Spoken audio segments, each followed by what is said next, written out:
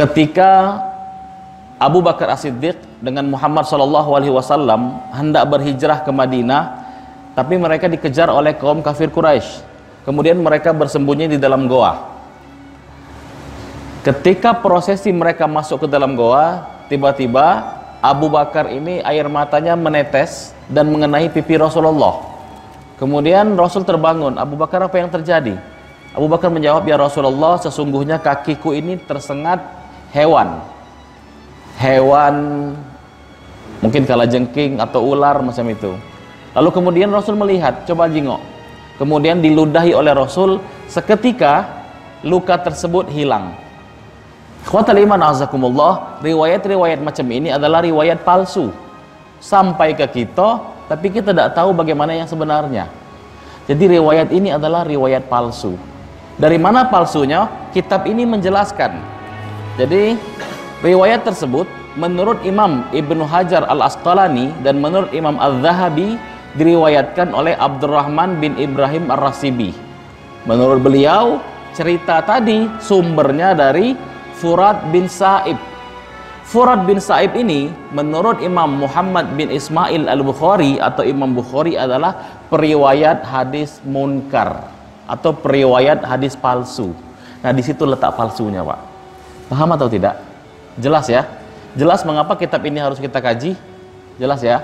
Atau contoh lagi, ketika Muhammad SAW dengan Abu Bakar lagi berada di dalam tempat tadi, di dalam gua, kaum kafir Quraisy datang, mereka kejar. Begitu mereka kejar, sampai di tepi goa ada laba-laba, sarang laba-laba yang menyelamatkan Rasulullah dan Abu Bakar. Karena mereka melihat kalau ada uang dalam goa ini, otomatis laba-laba ini sarangnya rusak. Tapi kok sarang laba-laba ini tidak rusak, berarti tidak ada orang dalam ini. Riwayat ini pun doif atau lemah atau palsu, Pak. Masya Allah, riwayat ini sampai di kita, di SD, di TK, di SMP, semua menceritakan. Lebih parahnya lagi, kita orang tua menceritakan ke anak kita. Dan pada pagi hari ini kita tahu bahwa riwayat itu palsu. Di mana letak palsunya? Kitab ini menjelaskan. Kalau ada yang ingin melihat, itu ditulis oleh Ahmad Syakir dalam kitab tahqiq beliau, nama judul kitabnya Musnad. Lebih dari situ ada juga kitab yang ditulis oleh Ibnu Utsaimin, Syarah Riyadhus Shalihin, disebutkan jilid kedua halaman 252. Sepanjang ini kira-kira kitabnya, Pak. Ada 6 jilid. Ambil yang jilid kedua halaman 252, beliau akan menjelaskan di mana letak palsunya riwayat tersebut. Ikhwatal iman azakumullah, inilah pentingnya mengkaji, Pak. Jadi kita bisa pilah mana yang benar kisah-kisah tersebut dan mana kisah-kisah yang seharusnya tidak boleh sampai ke anak-anak kita. Ada yang lebih parah dari ini sebenarnya, Pak. Ini mending masih ada kaitan walaupun riwayatnya palsu ya. Terus kita bertanya lagi, Ustadz, ngapa sih kita penting mempelajari yang ini palsu, yang ini tidak? Karena kalau banyak riwayat palsu yang sampai ke kita, ketika ada uang bertanya, katakanlah beliau non muslim, kemudian kita jelaskan ceritanya mah ini, waktu itu ada laba-laba ini, gampang mereka ngomong riwayat itu palsu. Dan kita ketika diminta untuk membuktikan riwayat tersebut lumpuh footnote, dak katik sumbernya. Lama-lama orang akan tahu, ya berarti Islam ya agama buat-buatan.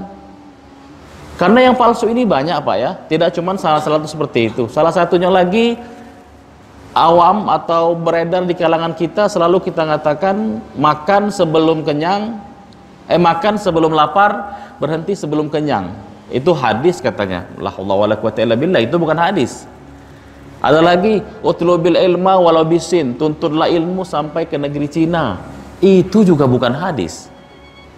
An-nazafatu minal iman, kebersihan sebagian dari iman. Kalau ada orang bertanya itu hadis, coba kita buktikan.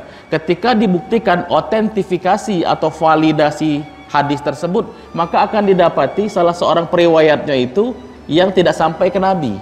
Jadi jelas palsu.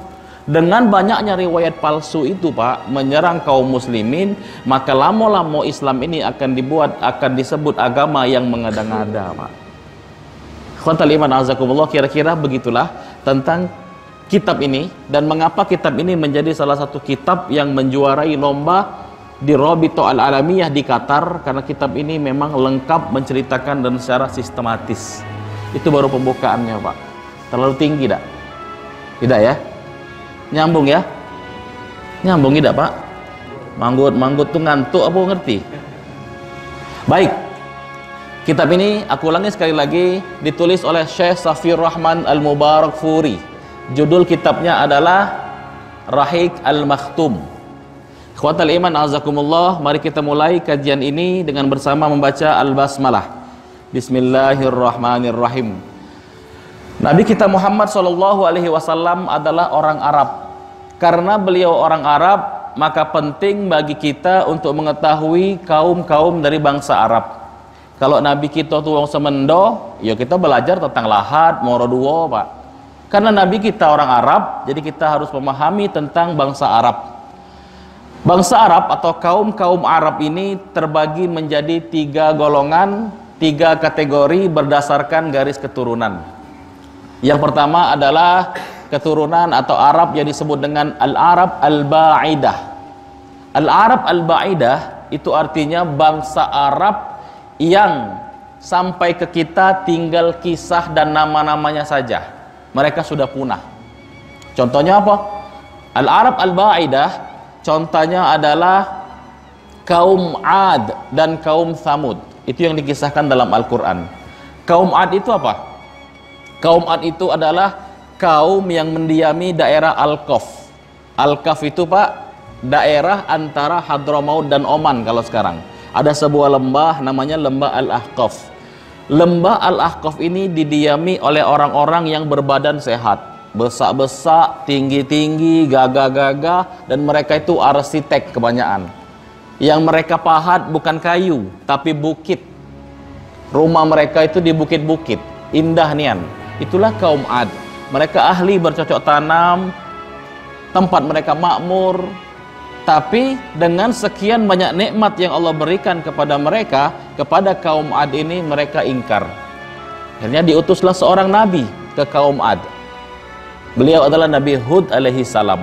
Nabi Hud berdakwah, "Ya qaumi, wahai kaumku, u'budullah, sembahlah Allah, ma lakum min ilahin ghairu."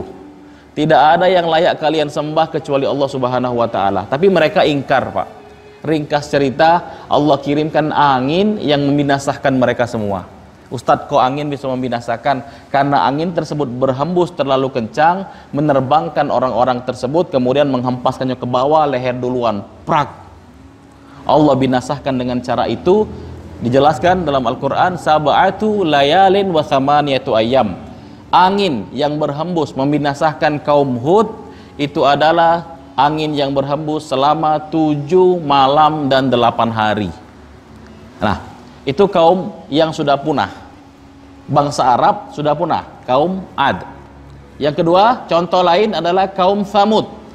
Thamud ini, Pak, daerah Madain antara Madinah dengan Tabuk, ada sebuah daerah, sebuah lembah namanya Thamud. Di situ pernah hidup manusia, orang-orang sama seperti kaum Hud tadi.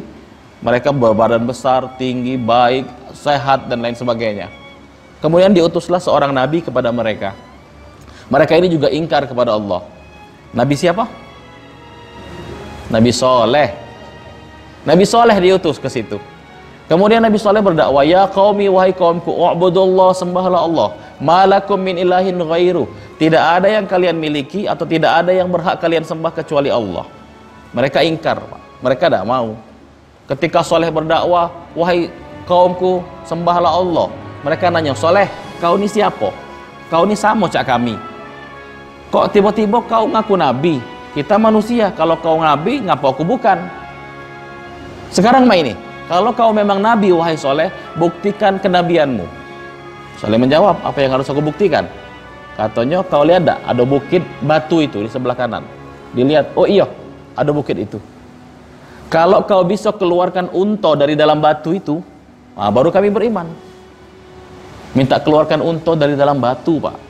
Tidak masuk akal, kaum apa ini? Soleh menjawab, Soleh alaihi salam menjawab, kalau aku bisa keluarkan unta dari batu itu, apakah kalian akan beriman? Mereka jawab, tentu saja kami beriman. Kalau kau bisa keluarkan unta dari dalam batu itu, dan Unta tersebut susunya pacak ngenyangkan kami sekampung. Tambah ada masuk akal. Soleh jawab, oke, kalau aku bisa lakukan, apakah kalian akan beriman? Mereka jawab, tentu saja kami akan beriman. Coba lakukan, jangan ngomong baik. Kemudian Soleh berdoa kepada Allah, ya Allah, tunjukkan kebesaranmu. Kemudian Soleh berkata, coba kalian lihat ke bukit batu tersebut. Mereka noleh, Pak. Begitu mereka noleh, ucuk-ucuk keluar unta berwarna merah. Dan unta ini berjalan, mereka balik ke rumah mengeluarkan bejana-bejana atau semacam baskom di depan rumah mereka. Untanya lewat, langsung susunya ngalir di setiap rumah, penuh sekampung, Pak. Dengan satu syarat, kata Nabi Soleh, jangan disembelih unta ini. Apakah mereka beriman setelah datang ke mukjizat tersebut? Tetap jawabannya tidak. Mereka tetap tidak beriman, Pak. Malah mereka ngomong, sekarang Soleh lah jadi tukang sihir. Jadi tetap salah terus. Karena sudah ditunjukkan kebenaran, sudah ditunjukkan mukjizat dan mereka tidak beriman, kemudian mereka pun dibinasakan. Al-Quran mengisahkan wa kadzabuhu fa'aqaruha, apa itu? Wa kadzabat Tsamudu bi tahwaha idzim ba'atsa ashqaha wa qala lahum Rasulullahi naqatallahi wa suqiyaha fadamdama alaihim rabbuhum bidzambihim fasawwaha. Unta tadi disembelih oleh mereka, kemudian untanya mati dan dihadirkan bencana kepada mereka, yaitu suara yang membinasakan mereka. Ternyata, Pak, suara ini pun bisa membunuh manusia pada tingkatan beberapa frekuensi yang bisa memekakkan telinga, memecahkan gendang telinga, dan manusia itu bisa mati. Artinya dengan kata lain, guntur yang ada di daerah tersebut, dar, matilah kaum soleh. Nah, kaum Nabi Soleh namanya kaum Tsamud, kaum Nabi Hud namanya kaum Ad. Kaum Ad dan kaum Tsamud adalah bangsa Arab yang sekarang sudah punah. Inilah yang disebut dengan Al-Arab Al-Ba'idah. Itu yang pertama ya, Pak. Masih ngikuti? Masih sama aku? Ayo, agak main-main dikit. Oke. Yang kedua, Al-Arab Al-Aribah. Arab Al-Aribah ini adalah bangsa Arab yang keturunan Bani Qahtaniyah. Khotal iman azakumullah, kita tahu bersama Nabi Nuh alaihi salam itu berdakwah kepada umatnya sama seperti Nabi Soleh, seperti kaum Ad dan kaum Tsamud. Nabi Nuh alaihi salam berkata pada umatnya, ya qaumi, wahai kaumku, u'budullah, sembahlah Allah, malakum min ilahin ghairu, tidak ada yang layak kalian sembah kecuali Allah. Itu kata Nuh. Falabitha fihim alfasana illa khamsina amma. Nabi Nuh alaihi salam berdakwah, dalam Al-Quran dijelaskan 950 tahun. Lama tak, Pak? Lama, Pak. 950 tahun ngajak uang berdakwah. Hasilnya apa? Anaknya dewek yang namanya Kan'an itu tidak beriman. Ya bunayya, wahai anakku, irkam ma'ana, naiklah ke atas bahtera, bakal ada banjir bandang. Wala takum ma'al kafirin, jangan kau termasuk orang-orang yang kafir. Mereka jawab, ya abati, wahai ayah, tenang baik. Sausawi alal jabal, aku nak naik pucuk bukit, ya'simuni minal ma', bukit tersebut akan menyelamatkanku dari air. Ayah tenang baik. Qadarullah, ternyata banjirnya lebih besar daripada bukit tersebut dan membinasakan Kan'an. Ada hikmah penting di sini, Pak. Nabi Nuh berdakwah selama 950 tahun, anak kandungnya lagi tidak beriman. Jadi ikhwatal iman azakumullah, kalau bapak ibu berdakwah kepada orang lain dan doang tidak galak dengar, tidak usah kecil hati, Bu. Bapak siapa? Nabi Nuh lagi anaknya tidak masuk. Jadikanlah hidayah hanya milik Allah. Kalau sekedar kita nyampaikan, yuk ikut kajian, ay pedih ya, dhamma kajian-kajian, tidak usah juga, Pak. Nabi Nuh 950 tahun tidak berhasil. Anaknya lagi tidak beriman. Nah, yang anak yang tidak beriman, yang dibinasakan itu namanya Kan'an. Tapi ada 3 anak Nabi Nuh yang sudah di dalam bahtera. Ini yang jarang diceritakan. Nama beliau adalah Ham, Sam, sama Yafes. Yang kelak di kemudian hari, Ham melahirkan cucu, anak cucu keturunan yang kulitnya berwarna hitam. Ethiopia, Nigeria, Habasyah dan lain-lain. Orang-orang yang berkulit hitam itu dari keturunan Ham. Yang Sam melahirkan keturunan kulit warna merah. Turkistan, Kazakhstan, mendiami daerah-daerah ini kulitnya warna merah. Dan yang ketiga adalah Yafes. Yafes ini melahirkan keturunan kulitnya warna tidak ada warna, putih. Orang-orang di dataran Eropa. Khotaliman azakumullah, kalau tiga kulit tersebut Pak, tiga pigmen kulit tersebut bergabung, kulit hitam, kulit merah, sama kulit putih, jadinya kulit apa? Sawo mateng, itulah kulit kita Pak. Ada sawo busuk dikit. Pokoknya itulah. Nah, jadi keturunan dari dari Nuh ini menyebar dan kemana-mana. Nah, Al-Arab Al-Aribah ini adalah bangsa Arab atau kaum dari bangsa Arab yang dari Bani Qahthaniyah. Dua ya Pak? Ingat tidak Bu? Ingat ya. Yang ketiga adalah Al-Arab Al-Musta'ribah. Al-Arab Al-Musta'ribah itu apa? Bangsa Arab yang aslinya bukan orang Arab. Aslinya bukan orang Arab, tapi dijadikan bangsa Arab. Siapa nenek moyangnya? Nenek moyang mereka adalah Nabi Ismail alaihi salam. Ikhwatal iman azakumullah, ini aku perlu jelaskan sedikit. Ismail alaihi salam itu bukan wong Arab. Beliau anak dari Ibrahim alaihi salam.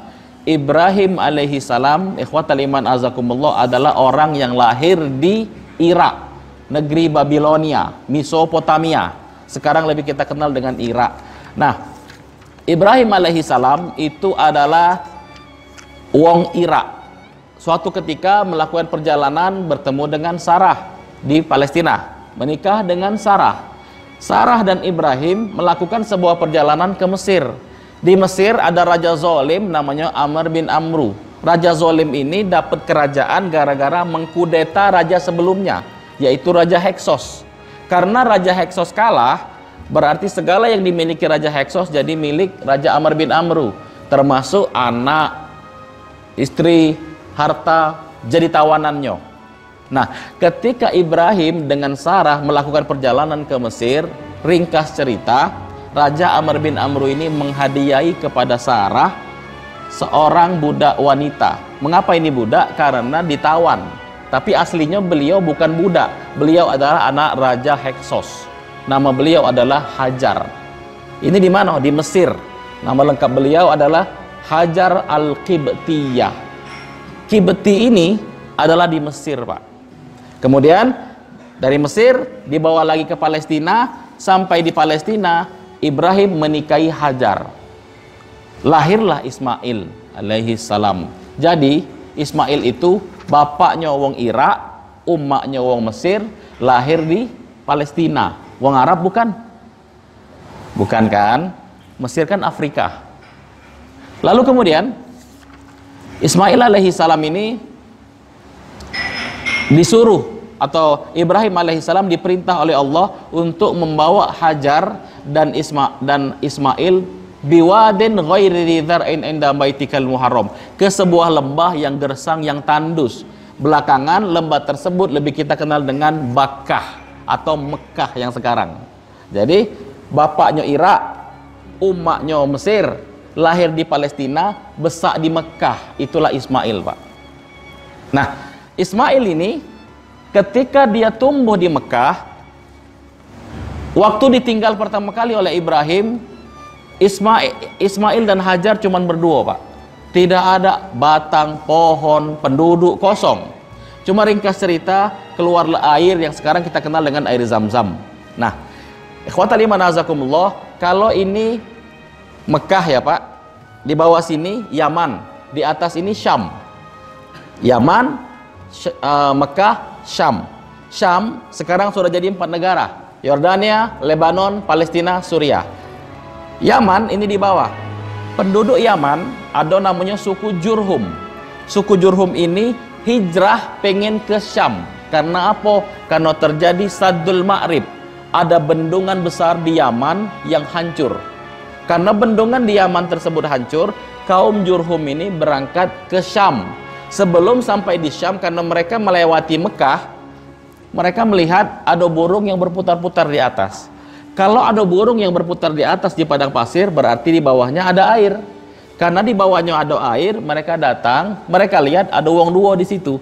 Inilah Hajar sama Ismail.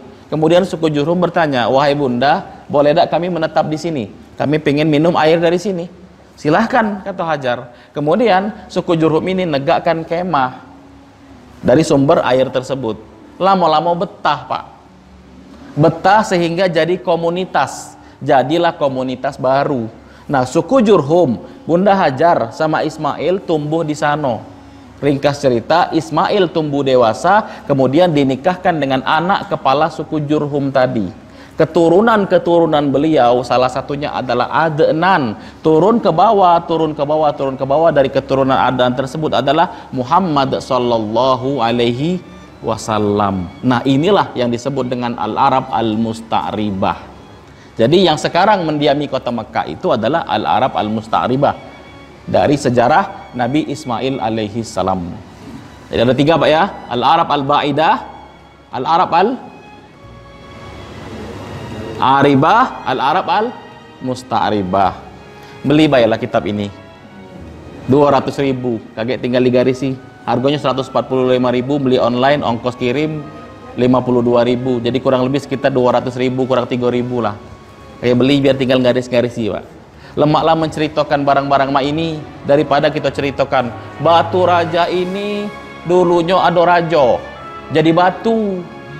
Di mana sekarang? Di situ nah, di dekat Kemalorajo. La haula wala quwata illa billah. Sampah itu, Pak. Beredar di internet. Galak kalau wong ngekleknya itu. Masya Allah. Anak kita diracuni dengan yang itu. Ada kodok dulu besar sama rajo.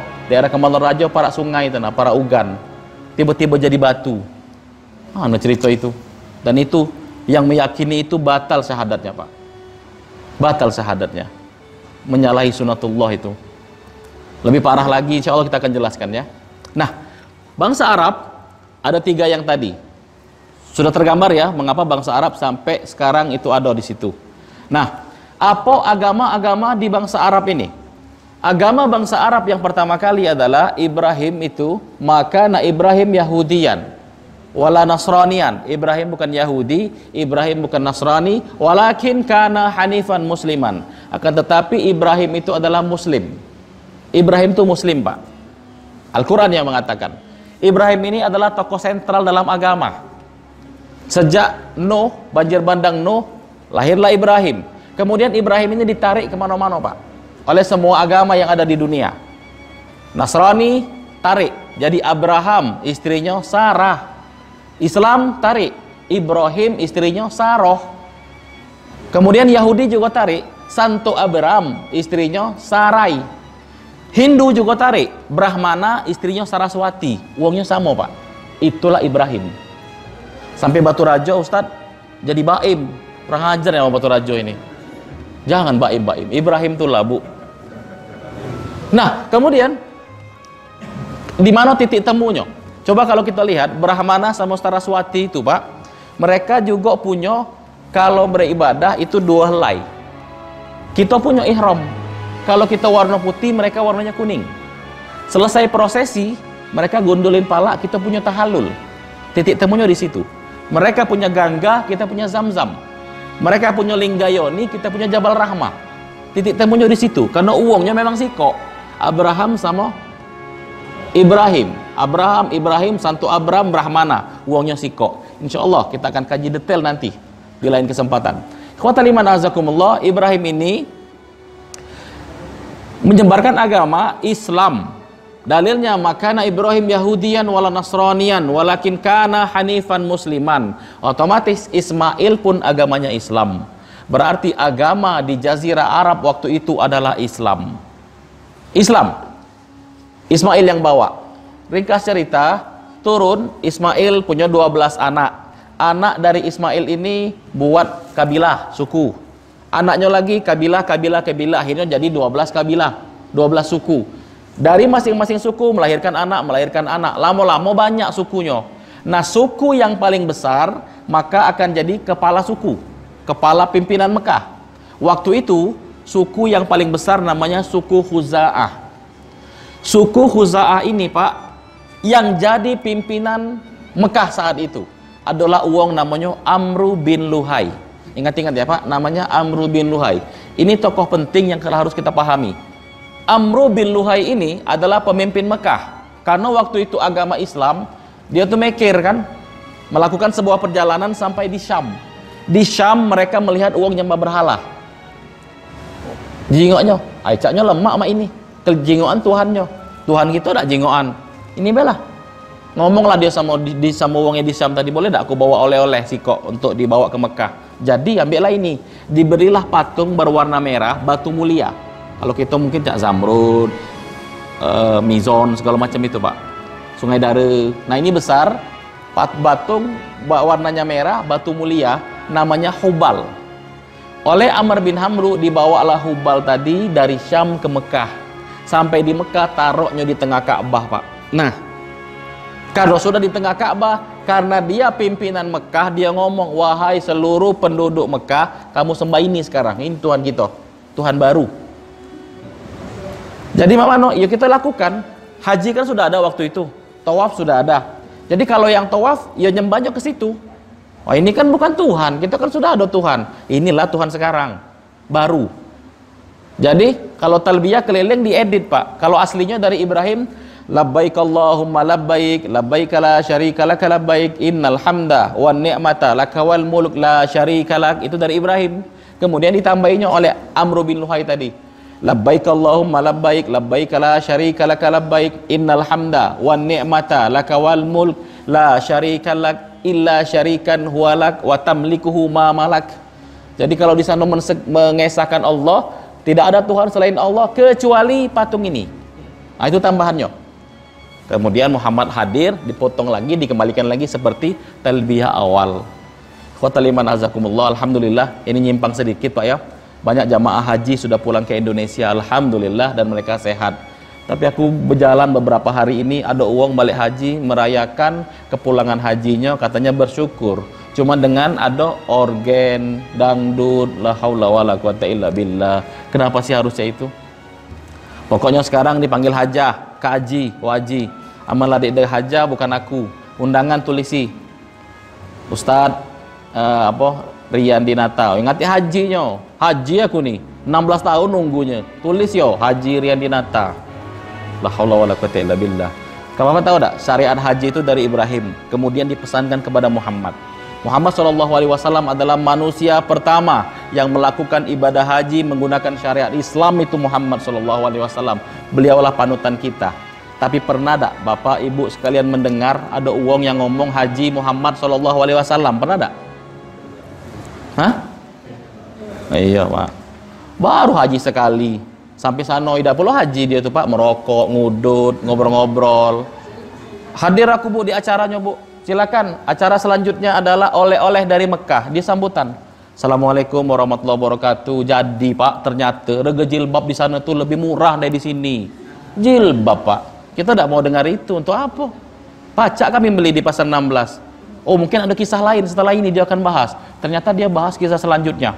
Jadi waktu kami sholat di Ka'bah, kami ruku, sudah itu sujud, dilangkai oleh jemaah hitam. Dia pakai ihram, dia pakai celana dalam, terkena no hitam gala. Tawa kalau wong Pak, la haula wala quwata illa billah. Aku pastikan itu bohong. Dak kata tidak cerita-cerita mak itu Pak. Dan itu tuh turun temurun Pak. Setiap wong balik haji nyeritakan itu. Setiap wong balik haji, apa sih gunanya? Haula wala quwata illa billah. Kita bukan pengen dengar itu. Kita tuh pengen dengar syukuran, alhamdulillah aku ke Raudhah. Di Raudhah itu ternyata innama baina baiti wa mimbari raudhatun min riyadil jannah. Antara rumahku dan surgaku adalah taman dari taman surga. Di situ tuh memang lemak nian. Kami tuh sholat di sana. Janganlah ada ke sana Bapak Ibu kalau sempat. Itu yang lemak Pak. Atau ceritakan Hajar Aswad itu di sebelah sini, sebelah sini. Ternyata tempat Nabi berseru, wahai kaum Quraisy, wahai kafir Quraisy, berimanlah pada Allah. Itu adalah di bukit Jabal Abi Qubais. Jabal Abi Qubais itu adalah bukit yang pertama kali Allah tancapkan di muka bumi ini. Kita tuh pengen dengar itu Pak. Hargo jilbab, hargo itu, dicerita ke galau. Selesai. Ada pertanyaan? Ada, cocok jamaah nanya. Mak mana harga kurma Kang? No. Cocok nih Pak. Jadi memang itulah nuansa kita. Selesai acara, assalamualaikum, foto. Foto-foto bertam, dam tung orgenan sampai tengah malam. La haula wala quwata illa billah. Apa ini? Nah itu muslim. Dan itu yang terjadi Pak. Ayo Ustaz ini. Ngomong mak ini beresiko tak? Beresiko Pak. Uang pasti tersinggung. Cuma beri jolah, uang tak kenal aku juga. Nabi Nuh lagi berdakwah tak didengar uang Pak ya. Tapi mau didengar syukur. Dari sebanyak ini Pak, semasjid ini, aduh mungkin ada sekitar 50-an lebih ini. Yang percaya sikok dua be alhamdulillah Pak. Kalau aku cak itu, santai Pak. Tak perlu waktu percaya kalau dengan kita kan. Sikok atau dua saja sudah alhamdulillah. Khuata liman azakumullah, ngapa nyimpang Ustaz? Jauh nian laju. Lanjut ya. Amr bin Luhai menjadikan bangsa Arab tersebut dia tuh tiba-tiba teduk Pak. Terteduk mimpi dia. Dulu zaman Nuh ada 5 patung, Wadda, Suwa'a, Ya'ud sama Yaghruk dan Nasrah.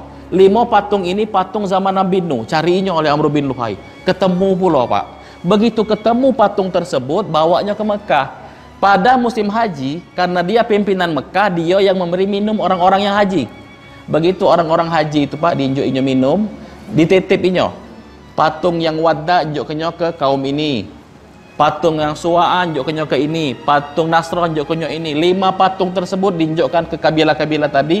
Kabilah-kabilah tadi balik ke kampung mereka masing-masing, taruh di tengah-tengah kampung mereka. Dengan cara ini semuanya menyembah berhala akhirnya. Jadi siapa tokohnya? Amr bin Luhai. Penting kita tahu siapa tokoh pertama yang membawa penyembahan berhala pada masyarakat Mekah di periode setelah Ismail. Jawabannya Amr bin Luhai. Harusnya cuma itu soal pertanyaan PNS tuh Pak ya. Terus dengan kepercayaan macam ini, bagaimana kehidupan mereka sehari-hari? Ke Hubal tadi nemu lagi, adalah 5 patung zaman Nuh, buat lagi patung dewek. Wadda setelah jadi patung Suwa'a, Ya'ud, Ya'rud, Nasrah tadi buat lagi. Yang ini namanya Latta, yang ini Uzzah. Itu yang paling populer Pak. Latta, Uzzah, Hubal. 3 patung paling populer, ada lagi Manat dan lain-lain. Karena pada prosesi penghancuran berhala di Mekah, pada saat Fathu Mekah itu ada 360 patung Pak. Penyembahan berhala itu, serusak itu mereka. Nah, mereka ini dengan patung tadi juga mendekatkan diri. Mendekatkan diri katanya dengan Allah, tapi lewat perantara patung. Jadi mereka juga berkurban. Kurban mereka syarat-syaratnya beda. Yang pertama itu kata mereka adalah Al-Bahirah. Al-Bahirah itu adalah unta yang tidak boleh diperah susunya. Itu untuk kurban. Yang kedua, As-Sa'ibah adalah unta yang dipersembahkan untuk Allah, tapi yang tidak boleh ngangkat, tidak pernah ngangkat barang bawaan. 2. Yang ketiga itu ada unta namanya Alham. Unta Alham ini adalah unta jantan yang mengawini unta betina 10 ekor. Kawin sana, kawin sana, kawin sana. Setelah 10 unta betina yang dia kawini, berarti unta Alham ini untuk dikurbankan kepada patung-patung tadi. Itulah model kurban mereka zaman itu Pak. Khotaliman azakumullah. Selain itu, mereka juga punya kepercayaan pada hewan-hewan. Dan mereka sering melakukan yang disebut dengan tiarah. Tiarah itu kayak ini. Mereka taruh kijang. Kita ini jalan apa tidak besok? Kita taruh kijang. Kalau kijangnya larinya ke kanan, berarti kita jalan. Tapi kalau dia ke kiri, berarti kita tidak usah jalan. Karena pistol bakal dapat bala. Oke, dilepaskan. Jalan ke kanan. Oke, kita lanjut. Jadi mereka menentukan itu lewat hewan, Mbak. Menentukan nasib lewat hewan. Kalau mereka terlihat burung, ini jahiliyah zaman Amr bin Luhai ini.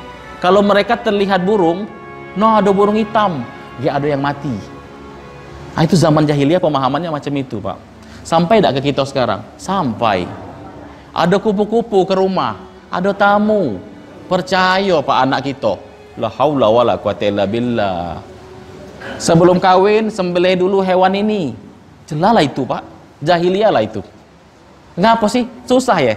Susah untuk kita menafikan dan mengatakan bahwa itu tuh tidak ada. Gampang, Pak. Omongkan sama anak kita. Ada kupu-kupu masuk, ada tamu, tidak boleh nak ngomong sama itu. Sampai yang soal balak tadi ke kita, sampai Pak. Dum bermobil, nabrak kucing, mati kucing itu. Nah balak ini, nomor kucing dapat balak. Memang ada hadisnya, udzibatul mar'a ala hirratin. Wanita diazab karena kucing. Coba lihat sarah hadisnya Pak. Kucing tersebut dimasuknya dalam kandang, tidak anjuknya makan sampai mati. Untuk kucing-kucing yang macam, untuk tindakan zalim macam inilah yang diazab. Kalau tertumbur tak sengaja, kucing adalah hewan biasa. Kuburkan. Ngapa harus dikuburkan? Soalnya ini Nah, busok, Pak. Intinya itu. Ini harus pakai dikubur dengan baju yang sudah dipakai dari badan. Apa sih, kenapa harus begitu? Hewan biasa, Pak. Kucing hewan biasa. Kalau kita meyakini hal-hal yang aku sebutkan tadi, maka syahadat kita batal, Pak. Soal kucing batal dari mana? Batal dari innallaha ala kulli syai'in qadir. Itu ayat Qur'annya bahwa Allah lah yang menguasai segala sesuatu. Dan kita yakin bahwa bala kita akan datang gara-gara kucing. Di situ letak batalnya, Pak. Nah, inilah kaum jahiliyah, mereka seperti itu modelnya. Dan mereka juga menentukan kalau nak kawin pakai panah. Ya, tidak, atau kosong. Ambil 3 panah. Kalau yang keluar iya, pernikahan dilanjutkan. Kalau yang keluar tidak, maka akan dipending. Tapi kalau yang keluar kosong, akan diulang lagi sampai mereka menemukan iya atau tidak. Model pernikahannya ditentukan oleh mak itu. Namanya azlam. Parah kan? Khotalimah nazakumullah.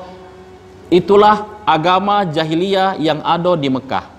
Model pernikahan mereka pun, Masya Allah, parah nian. Ini adalah pernikahan pada zaman jahiliyah yang diriwayatkan oleh Bukhari, hadis dari Aisyah. Mereka punya 4 model pernikahan, Pak.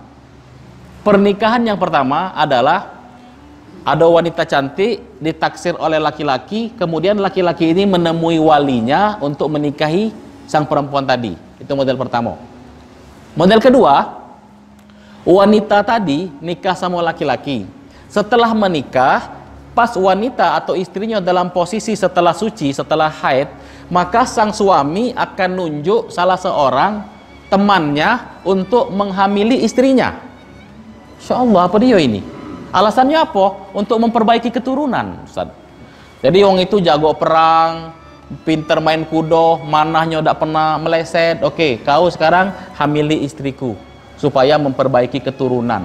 Itu pernikahan model kedua zaman jahiliyah. Pernikahan model ketiga zaman jahiliyah adalah satu wanita akan digauli kurang lebih 9 atau 10 orang. Terus hamil.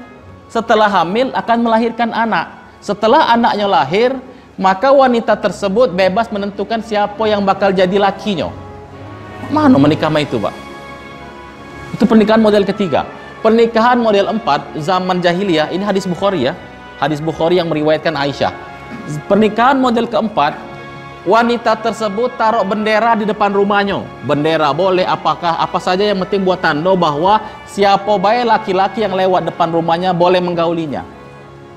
Nak 100 laki-laki kah dalam berapa periode menggaulinya, nak berapa baik, bebas. Kemudian dia akan hamil, melahirkan anak. Setelah anaknya lahir, kaget sang wanita dipanggil.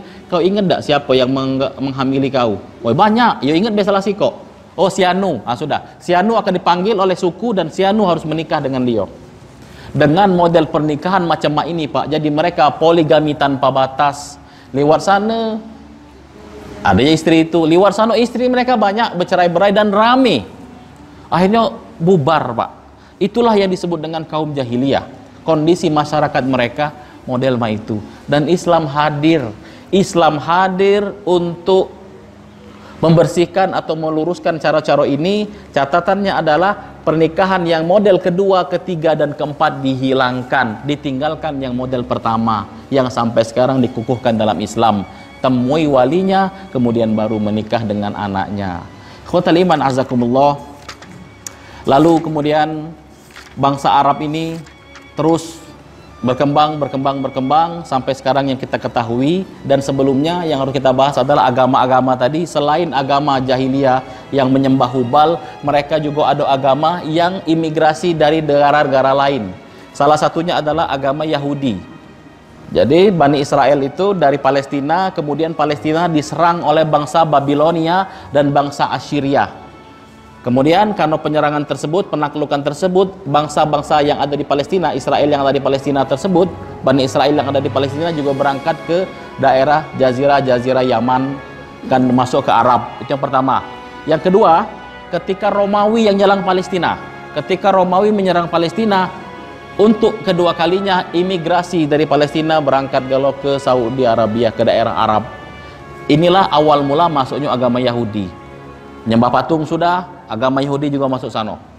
pada zaman periode Yahudi ini ada seorang namanya Yusuf Zunnuwas. Yusuf Zunnuwas ini orang yang beragama Yahudi dan mereka menyebarkan agama ke Najran. Najran ini nama daerah, penduduk Najran semuanya Nasrani, Pak. Dan mereka datang, Yusuf Zunnuwas ini, untuk mendakwahkan agama Yahudi ini. Kalau yang menolak, maka akan dibuatkan parit besar, isinya api yang sedang menyala. Yang nolak tidak masuk agama Yahudi, masukkan dalam parit tersebut. Kisah ini hampir sekitar dalam kitab Rahik Al-Maktum sekitar 20.000 sampai 40.000 orang yang dibinasakan dalam parit tersebut. Dan Al-Quran mengabadikannya, Qutila ashabul ukhdud an-nari dhatil waqud idhum 'alaiha qu'ud wa hum 'ala ma yaf'aluna bil mu'minina syuhud. Itulah kaum Ukhdud. Nah, kemudian pada periode Yusuf Zunnuwas ini kemudian ditaklukkan oleh Habasyah di kemudian hari. Habasyah ini memimpin atau menunjuk seorang panglima perang namanya Abraha bin Al-Ashram. Abraha bin Al-Ashram ini agamanya Nasrani, dan dia juga menyebarkan agama Nasrani habis-habisan ke seluruh pelosok Yaman karena membalas tentang perlakuan Ashabul Ukhdud yang dilakukan oleh bangsa Yahudi sebelumnya. Jadi perang agama ini. Bangsa atau kaum dari Abraha bin Al-Ashram ini menyebarkan agama Islam, menyebarkan agama Nasrani, membalas apa yang telah dilakukan oleh Yusuf Zunnuwas yang menyebarkan agama Yahudi dengan membunuh orang-orang sampai 40.000 Nasrani yang dibunuh oleh mereka. Inilah penyebaran agama Kristen di situ, Nasrani. Jadi Yahudi masuk sana, Kristen pun masuk situ. Yang kemudian hari Abraha ini lah yang mengirimkan pasukan untuk menghancurkan Ka'bah. Kemudian diabadikan dalam Al-Quran, Allah kirimkan burung. Alam tara kaifa fa'ala rabbuka bi ashabil fil alam yaj'al kaidahum fi tadlil wa arsala alaihim tayran ababil tarmihim bihijaratin min sijil faja'alahum ka'asfin ma'kul. Itu adalah terusannya. Abraha inilah wongnya, Pak. Nah, ringkas cerita, agama Yahudi masuk dengan pola yang tadi. Agama Kristen pun masuk di situ. Agama Majusi juga masuk dari Persia. Dan sikok lagi agama Sabi'ah. Agama Sabi'ah juga masuk di Arab. Sabi'ah itu apa? Mereka menuhankan bintang dan menganggap bahwa alam semesta ini diatur oleh para zodiak-zodiak. Taurus, Cancer, apa lagi? Hah? Apa? Gemini. Apa lagi, Bu? Nah, hafal Ustadz. Imam kita lagi hafal. Berarti lah melekat kan? Dan parahnya lagi, ikhwah, itu apa namanya, zodiak itu dipercayai oleh anak-anak muda. Zaman kami dulu juga percaya itu, dan zaman-zaman sekarang kalau bintangnya Taurus nikahnya sama Gemini. Nah, Ustaz tahu. Kalau yang Cancer nikahnya sama, dan lain-lain, Pak. La haula wala quwwata illa billah. Itu agama Sabi'ah. Jangan, Pak. Yang boleh itu astronomi. Astronomi itu apa? Mengetahui ilmu perbintangan. Karena kita perlu untuk menentukan satu Syawal, satu Ramadan, bulan-bulan itu kita tentukan dengan astronomi. Astrologi itu yang tidak boleh. Apa itu? Menggantungkan kehidupan alam semesta ini dengan zodiak bintang tadi. Itu yang tidak diperbolehkan. Khotal iman azakumullah. Ada agama Yahudi di situ, ada agama Nasrani di situ, ada agama Majusi di situ, ada agama aman, Pak. Ada agama Sabi'ah, dan yang di sana juga ada penyembahan batu pada berhala. Inilah gambaran jahiliyah pada saat itu. Nah, setelah kondisinya macam itu amburadul, adalah seorang nabi mulia yang diutus oleh Allah, namanya adalah Muhammad SAW. Dengan model pernikahan yang banyak tadi, tapi Allah tetap jaga nasab atau keturunan manusia mulia ini.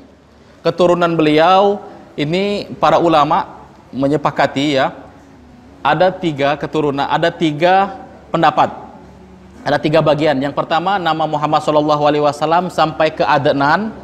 Yang kemudian dari Adnan, yang keduanya Adnan sampai Ibrahim, yang ketiganya dari Ibrahim sampai ke Adam alaihissalam. Dan Allah tetap jaga nasab tersebut.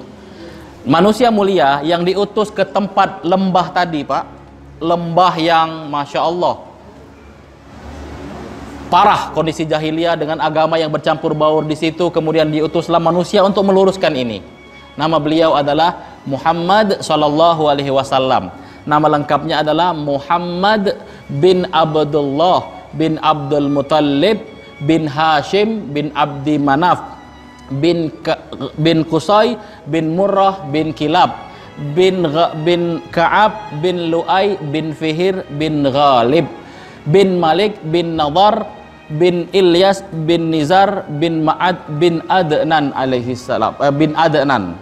41 keturunan ke atas ketemu di Ibrahim Ismail alaihi salam, kemudian bin Ibrahim alaihi salam, bin Azar bin Nahur bin Saruh bin Saruh bin Falah bin Arfakhshad bin Sam bin Nuh alaihi salam, bin Lami bin Idris alaihi salam, kemudian ke atasnya lagi bin Yad bin Mihlal bin Kinan bin Shis bin Adam alaihi salam.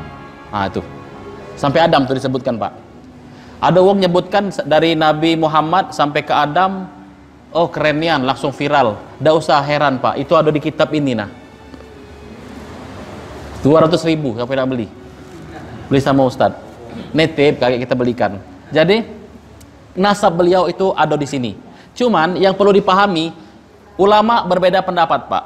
Pendapat yang paling rajih adalah yang boleh menyebutkan dari Muhammad SAW sampai ke Adnan bae. Ini yang sahih. Yang dari Adnan sampai ke Ibrahim itu sudah banyak pendapat. Ada sampai 34 riwayat. Jadi sebaiknya bagaimana? Sebaiknya untuk tidak menyebutkan sampai ke Ibrahim. Itu menurut pendapat ulama. Dan yang dari Ibrahim sampai ke Adam alaihi salam itu pendapatnya dari ahli kitab. Katonyo, tidak pernah ada yang dijelaskan dalam Al-Quran. Jadi sebaiknya bagaimana, Ustaz? Sebaiknya kita pahami sampai Adnan saja. Kalau boleh, kalau bisa kita hafalkan sampai Adnan. Muhammad bin Abdullah bin Hashim bin Muhammad bin Abdullah bin Abdul Muttalib bin Hashim bin Abdi Manaf bin Qusay bin Kilab bin Murrah bin Ka'ab bin Lu'ay bin Ghalib bin Fihir bin Malik bin Nadar bin Kinana bin Khuzaimah, kemudian ke atas bin Mudrikah bin Ilyas bin Mudar bin Nizar bin Ma'ad bin Adnan. 21 kakeknya, sampai situ yang sahih. Jadi kalau ada yang nyebutkan sampai ke Adam, sampai ke mana-mana, wallahu alam, karena ada ulama yang berpendapat untuk tidak usah menyebutkan sampai ke situ, karena di situ tuh sudah tidak ada otentifikasinya. Qataliman azakumullah. Nah, coba Pak ya, dengarkan nama-namanya tadi. Muhammad sallallahu alaihi wasallam, Muhammad bin Abdullah bin Abdul Muttalib bin Hashim. Nah, sampai di Hashim ini kita akan bahas dulu. Hashim adalah anak dari Abdul Manaf. Hashim ini adalah pada saat itu masyarakat Mekah, mereka hidup dengan cara berdagang cuman sedaerah mereka baik. Nah, kakek atau buyut Nabi ini, yang Hashim inilah yang pertama kali mencetuskan untuk mengirim barang dagangan atau membeli barang dagangan dari luar. Dari musim panas mereka ke Syam, musim dingin mereka ke Yaman. Dalam Al-Quran diabadikan li'ila fi Quraisyin ila fihim rihlatas syita'i was-shaif. Kalau musim panas mereka ke Syam, musim dingin mereka ke Yaman. Jangan terbalik, musim panas ke Syam atas, musim dingin ke Yaman. Nah, yang memprakarsai pertama kali bisnis ekspor impor penduduk Mekah ke Syam dan ke Yaman adalah Hashim ini, Pak. Hashim ini, beliau karena melakukan perjalanan di Syam, ini Mekah, ini Syam, Madinah tuh di sini. Sebelum sampai di Syam, beliau mampir di Yasrib. Yasrib yang kemudian jadi Madinah. Di Yasrib ini beliau bertemu dengan wanita namanya Salma bin Amru. Hashim bertemu dengan wanita yang namanya Salma bin Amru. Kemudian mereka menikah. Hashim menikah dengan Salma bin Amru. Setelah pernikahan, berdiam diri sejenak di Yasrib. Kemudian beliau melanjutkan perjalanan ke Syam. Sampai di Syam, Hashim wafat. Dan ternyata Salma bin Amru sudah hamil dan melahirkan seorang anak. Nama anaknya adalah Syaibah. Siapa, Pak? Nama lengkapnya adalah Syaibatul Hamdi. Nah, Syaibah ini Bapak sekalian lahirnya di Yathrib. Hashim ini punya saudara namanya Al-Muttalib. Al-Muttalib ini adalah mamang dari Syaibatul Hamdi tadi. Karena dia tahu kakaknya lah wafat di Syam, kemudian dia terdengar kabar bahwa ada anak dari kakaknya yang ada di Yasrib namanya Syaibah. Al-Muttalib tadi datang ke Mekah, ke Madinah, datang ke Yasrib, minta izin sama Salma bin Amru untuk membawa anak tadi. Syaibah tadi dibawa untuk ngikuti dia dan beliau yang akan ngasuh di Mekah. Ngapa namanya Syaibah? Karena ketika lahir rambutnya sudah tumbuh, sudah ada yang warnanya putih. Asal Indonesianya uban, bahasa Arabnya Syaibah. Anak tersebut karena ada uban maka diberi nama Syaibah. Minta izin, Salma bin Amru boleh, ya sudah, silahkan, bawalah anak ini. Kemudian anak tadi dibawa ke Mekah. Anak tadi diboncengnya Pak oleh Al-Muttalib tadi. Kemana-mana karena dia sayang dengan ponaannya ini. Uang lebih kenal dengan nama pembantunya atau yang galak meloi Al-Muttalib. Bahasa Arabnya Abdul Muttalib. Inilah Abdul Muttalib tuh Pak. Jadi Abdul Muttalib itu nama aslinya siapa? Syaibatul Hamdi. Abdul Muttalib adalah ponaan dari Al-Muttalib. Uang lebih kenal dengan nama panggilannya daripada nama aslinya. Sama cak kita, ada uang galak jualan sayur. Kita tahu siapa itu? Mamang sayur. Namanya entah ada tahu. Yang lepan sana tukang bakso, mamang abang bakso. Nama aslinya siapa tidak tahu. Kita tahu Abdul Muttalib, nama aslinya Syaibatul Hamdi. Al-Muttalib itu adalah nama mamangnya. Nah, Al-Muttalib, Abdul Muttalib ini Bapak sekalian, ikhwatal iman azakumullah, kemudian lebih dikenal dengan nama Abdul Muttalib. Nah, Abdul Muttalib, karena Al-Muttalib dan keluarga Hashim ini adalah keluarga kaya raya waktu itu, dan merekalah yang memberi makan atau memberi minum jamaah-jamaah haji. Al-Muttalib yang menjadi yang memenuhi kewajiban untuk memenuhi minuman-minuman jamaah haji. Ringkas cerita, Al-Muttalib wafat. Otomatis amanah tersebut berganti ke Abdul Muttalib ini atau Syaibatul Hamdi tadi. Nah, Al-Muttalib ini punya juga saudara namanya Naufal. Naufal ini mengambil harta dan rumahnya Abdul Muttalib yang dikasih dari Al-Muttalib. Kemudian Abdul Muttalib atau Syaibatul Hamdi ini minta pertolongan dengan mamangnya, adik dari Salma bin Amr yang ada di Madinah. Mang, tolong dulu aku, ada masalah. Datanglah mamangnya, mamang tersebut namanya Abu Sa'ad Al-Adi, datang ke Mekah membawa pasukan sekitar 80 pasukan berkuda. Datanginya, ketemu di depan. Abdul Muttalib ngomong atau Syaibah ngomong, "Paman, mampir dulu ke rumahku." "Tidak, aku nak ketemu Naufal dulu. Setelah aku ketemu Naufal baru aku mampir ke rumah kau." Langsung datanginya oleh Abu Sa'ad tadi. Ternyata Naufal sedang duduk-duduk di para Ka'bah, cabut punya pedang oleh Abu Sa'ad tadi. "Kau balikkan apa yang telah kau rampas dari Syaibah. Kalau tidak, pedang ini akan memisahkan kepalamu dari badanmu." Naufal takut, akhirnya dinjuknya lagi ke Abdul Muttalib tadi atau ke Syaibatul Hamdi. Dengan proses inilah maka Abdul Muttalib lah yang berkewajiban memberi minum orang-orang miskin, orang-orang yang datang haji tadi. Cuman Pak, yang haji tambah banyak, duit dia ini tidak banyak. Al-Muttalib ini tidak terlalu banyak duit dan airnya tuh kurang.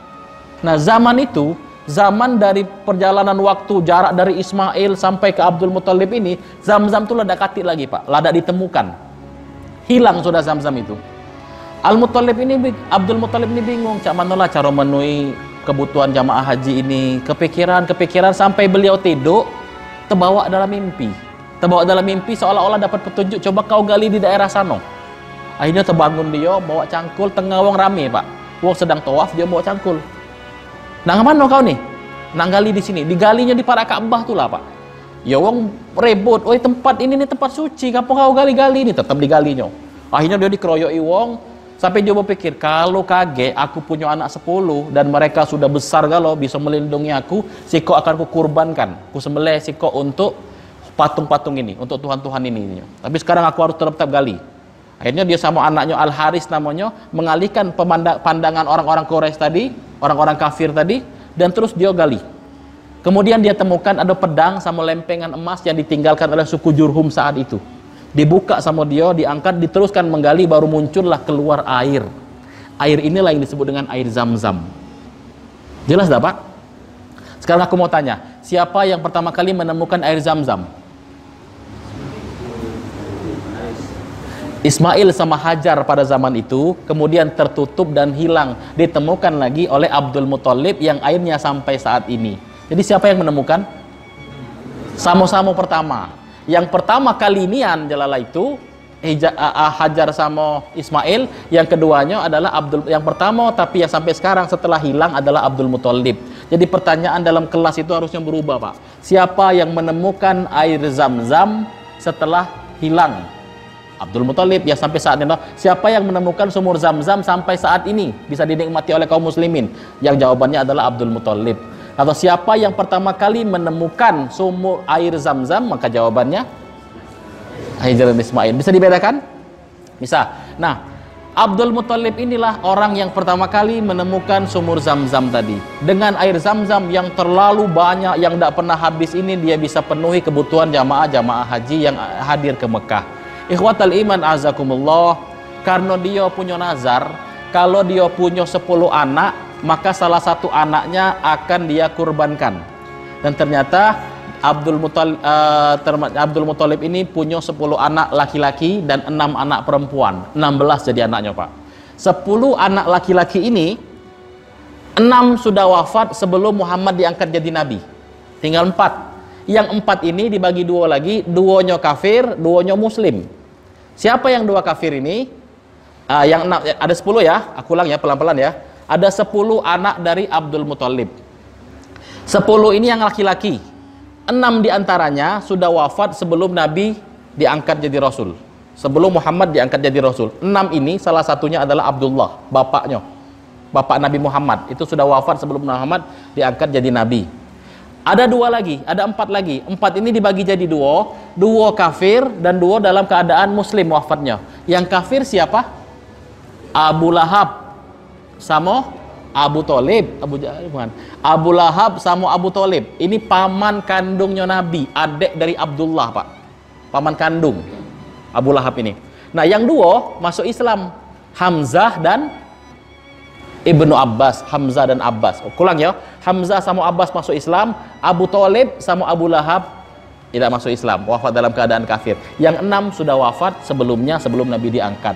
Kembali ke Abdullah tadi. Karena dia punya nazar, kalau punya anak 10 dan semuanya sudah balik, sudah besar, sudah bisa melindungi, kata Abdul Muthalib, aku akan kurbankan. Siapa yang akan dikurbankan? Ternyata dia pakai cara jahiliyah waktu itu, diambilnya nama-nama anaknya 10 tadi, taruh ke nyo, dikuncangnya. Nama siapa yang keluar? Abdullah, bapak Nabi. Abdullah keluar, kuncang lagi, keluar Abdullah lagi. Nah, Abdullah ini berarti, dan Abdullah ini bapak-bapak, ibu-ibu perlu ketahui adalah anak yang paling tampan dari yang 10 tadi. Dari yang 10 tadi yang paling tampan, yang paling ganteng, yang paling berwibawa, yang paling top di antara yang 10 itu. Dan dialah yang harus dikorbankan. Apa boleh buat? Karena dia sudah bernazar. Bawa nyola Abdullah tadi sama bawa pedang ke pinggir Ka'bah, ke dekat patung Hubal, akan disembelih di situ. Begitulah disembelih, orang-orang sekitar ngomong, Abdul Muthalib nak nyembelih anaknya. Yang mana? Aman yang lain sembelih lah, mungkin itu kan. Yang Abdullah, no belagak jangan. Rame, Pak, ditahan sama mereka. Abdul Muthalib, jangan yang ini kau sembelih, tapi dadu yang keluar ini. Jadi siapa mana sekarang? Ya harus kita sembelih. Aku sudah nazar. Ada yang ide, mak ini be. Coba kita datangi seorang dukun wanita, ahli nujum. Tanya sama dia, mak mana solusinya? Ya sudah, tanya sama dia. Jadi mak ini, aku ini ada nazar, nak nyembelih salah satu dari anakku yang 10 ini. Lah sudah aku kuncang, yang keluar Abdullah. Dia ngomong mak ini, ya sudah, kuncang lagi Abdullah dengan 10 ekor unta. Yang mana yang keluar? Oke, kuncang. Keluar Abdullah lagi, Pak. Dukun wanita ngomong lagi, tambahkan lagi 10, tambah lagi jadi 20 unta. 20 unta atau Abdullah, dikuncang Abdullah lagi keluar. Tambah lagi 30 unta atau Abdullah, kan cuma 2 dadu. Abdullah lagi keluar, Pak. Terus sampai 10 kali. Berarti sudah 100 unta. 100 unta atau Abdullah. Kuncang, Abdullah lagi keluar, nah 100. Coba ulang lagi. Pas dikuncang, kemudian yang keluar adalah unta. Jadi yang disembelih adalah 100 ekor unta dan Abdullah tidak jadi disembelih. Kemudian ini Bapak sekalian jadi hukum sampai sekarang, yaitu hukum diat. Jadi misal ya, contoh ya, A membunuh B. Kalau A membunuh B, berarti B mati. A harus dikisos, dipotong juga kepalanya. Tapi kalau ada keluarga B yang memaafkan, maka B akan diberi bayaran atau diat. Diatnya apa? 100 ekor unta. Kalau kita rupiahkan sekarang, katakanlah misalnya 4 juta siko unta tadi, misal 4 juta dikali 100 berarti 4 miliar. Jadi kalau A bunuh B, maka keluarga A harus ngasih duit 4 miliar ke B. Itulah yang terjadi kemarin, Pak. Yang Darsem TKW dari Indonesia yang membunuh majikan, maka harus bayar duit sekian miliar, itu dari hukum diat ini. Dari situ. Nah, diat ini, Pak, kisos ini penting kalau dalam Islam, karena mengapa? Ditaruh di sini yang akan dipenggal tadi. Dia membunuh nih. Di sebelah sana adalah keluarga dari yang terbunuh. Kemudian yang dibunuh taruh sini, Al-Gujonya bawa, dan dia akan melangkah 3 langkah. Cabut pedang, set, noleh ke kanan. Keluarga B ada yang maafkan enggak? Enggak kate. Melangkah sekali lagi, noleh ke kanan. Maknanya apa? Maknanya adalah yang bunuh itu ini, bukan keluarganya. Kau udah kati urusan sama keluarganya. Kalaupun nanti dia punya anak dan kalian punya anak, tidak apa-apa menikah. Tapi yang bunuh harus kita hukum. Masih ada kati. Langkah kedua, masih ada kati yang memaafkan. Tetap tidak ada memaafkan. Maka akan berjalan lagi ke langkah yang ketiga. Kalau langkah ketiga belum ada yang memaafkan, maka akan dipenggal kepalanya. Prak. Itu hukum yang berlaku di Saudi Arabia. Insya Allah Bapak berangkat umroh atau haji, Bapak akan lihat ada di Masjid Tan'im di situ, sama ada di Masjid Kisos di Jeddah. Prosesi ini dilakukan pada hari Jumat. Kalau kemudian langkah pertama, kati yang noleh ke kanan, dak kati yang memaafkan. Langkah lagi, langkah kedua, tidak ada yang memaafkan. Langkah ketiga, begitu pedang akan diangkat, ada yang angkat tangan, sikok baik, Pak. Dari keluarganya ada yang angkat tangan, salah satu baik, langsung angkat tangan. Aku memaafkan. Ya sudah, pedang tersebut dimasukkan lagi, barulah prosesi pembayaran dia diatur. Keluarga ini akan bayar 100 ekor unta ke situ. Boleh diuangkan atau boleh. Khotal iman azakumullah, itulah kisah sepenggal sebelum Nabi Muhammad SAW dilahirkan. Nah, pada zaman Abdul Muthalib ini juga, Bapak, pasukan dari Yaman, dia jengok, ngapo si uang haji kok ke Ka'bah galo? Ganti baik, ngapo dak uang tu ke Yaman baik? Karena di Yaman ada kata yang menarik. Oke, kita buat gereja. Nama gerejanya adalah gereja Khulais. Dibesarkan, dimegahkan supaya wong tu ke Yaman, jangan ke Mekah. Ada seorang laki-laki dari Bani Kinanah, jingoknya tingkah laku Abraha itu, didatanginya gereja tadi, Pak. Masya Allah, mohon maaf, dia buang kotoran di depan. Itu penghinaan menurut Abraha. Siapa ini yang melakukan ini? Dari Bani Kinanah katanya. Ini penghinaan. Akhirnya dia siapkan pasukan yang dikepalai oleh Abraha sendiri, yang kemudian disebut dengan pasukan gajah. Untuk apa? Untuk menghancurkan Ka'bah, supaya uang itu kalau nak sholat, nak haji atau berkunjung itu ke Yaman, jangan ke Mekah. Mereka berjalan sampai di Wadi Muhassir. Ingat namanya, Pak, Wadi Muhassir. Allah kirimkan burung. Burung tersebut membawa 3 butir kerikil. Kerikil pertama ditaruh di paruh, kerikil kedua ditaruh cengkraman kanan dan cengkraman kiri. Kemudian kerikil tersebut dilepaskan di atas pasukan gajahnya Abraha bin Al-Ashram tadi. Siapapun yang kena batu tadi, maka badannya akan remuk dan hancur. Inilah yang disebut dengan pasukan burung ababil. Al-Quran mengabadikan, alam taro kaifa fa'ala rabbuka bi ashabil fil alam yaj'al kaidahum fi tadlil wa arsala alaihim tayran ababil tarmihim bihijaratin min sijil faja'alahum ka'asfim ma'kul. Kemudian dibinasakan. Abraha tidak mati di situ. Abraha tidak mati dengan api tersebut. Dia tetap bisa berjalan dan pulang ke Yaman lagi, ke Son'ah. Tapi Allah berikan beliau penyakit dalam perjalanannya. Penyakit itu akan melepaskan bagian dari tubuhnya satu persatu. Jalan berapa kilometer, tangan lepas. Jalan lagi, tangan kanan lepas. Tangan kiri lepas. Jalan lagi, kupingnya nyampak. Lebih parah matinya, Pak. Jalan lagi, kakinya lepas. Sebelum sampai di Son'ah, jantungnya yang lepas. Dan kemudian Abraha pun wafat, dan Abraha dibinasakan dalam posisi seperti itu. Nah, itu pada zaman siapa? Abdul Muthalib. Khotal iman azakumullah. Itu pembukaannya dari kitab ini. Barangkali itu yang bisa aku sampaikan. Dan Bapak Ibu sekalian, kalau punya kitab ini, modalnya untuk bercerita ke anak-anak kita, meluruskan akidah mereka. Tidak mahal, Pak. Harga buku ini 145.000, ongkos kirimnya cuma 52.000, 200.000 lah cuman. Tapi kita bisa berikan cerita-cerita yang bermanfaat buat anak kita. Kalau ibu repot, bapak repot, pesan sama aku pesenkan, aku kasihkan. Aku bawakan di kajian yang akan datang.